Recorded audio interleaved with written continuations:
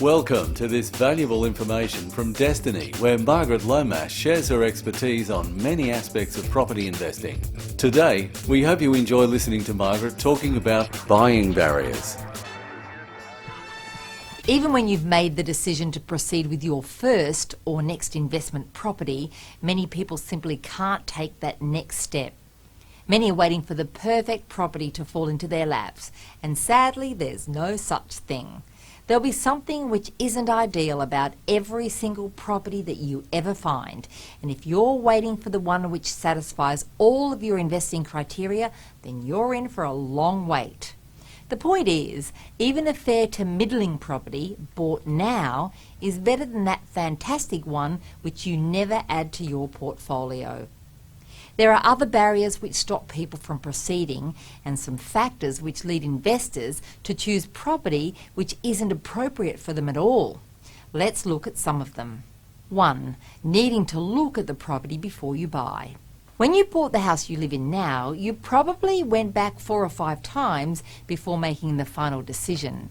Once you'd satisfied yourself that the house suited you from a size and a location point of view, and it wasn't about to fall down, you were probably going back so that you could measure up for your furniture and start to visualize yourself actually living there. When you buy a house as an investment, you're not going to live there. So what is there to see?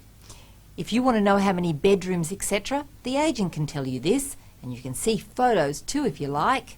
If you're concerned about the state of repair, a building inspection is able to tell you about the structure. A pest inspection will also tell you about the termites, and the valuer will tell you about the presentation.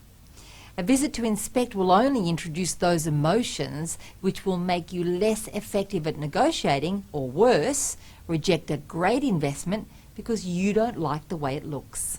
2. The need to keep an eye on the property. Now this is a little like looking at the property before you buy it. Personally, I can't think of anything worse than watching the property to be sure that my tenants are behaving correctly. The last thing that I want to worry about is how they're keeping the gardens or if they're having wild parties.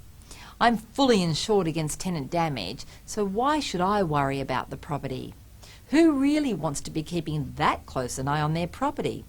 Now this is what we have property managers for. If there's something to worry about, you can rest assured you'll be told about it when the time comes. The final barrier to buying is, it's a bad or a good area. What makes an area a good area or a bad area? When it comes to property in which you live, it's most likely the neighbours, the great schools nearby, the neatness and tranquility of the neighbourhood, or any one of 100 other lifestyle reasons.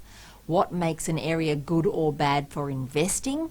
Large industry close by or not there at all, fast or slow population growth, a strong rental market or a scarcity of tenants, median household income growing faster than inflation or falling, and a council providing strong infrastructure development to support the growing population, or one which does very little at all.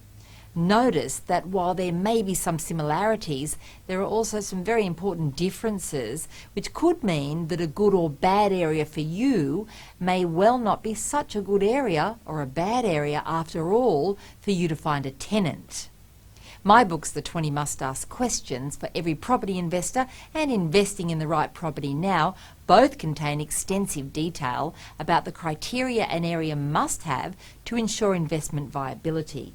Be sure to read both of those to help you overcome these imaginary barriers and to learn how to be a better investor.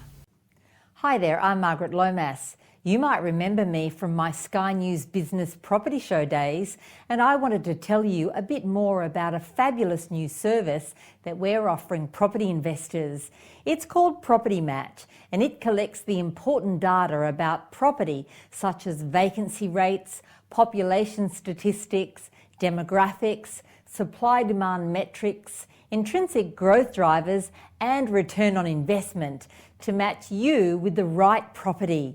By taking into account your personal needs for cash flow and growth, Property Match utilises machine learning to forecast future growth potential and hunt down the most appropriate area and property for your circumstances.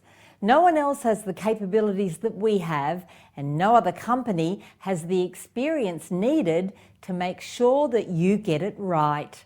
Give us a call today or go to our website mypropertymatch.com.au to find out how we can help you.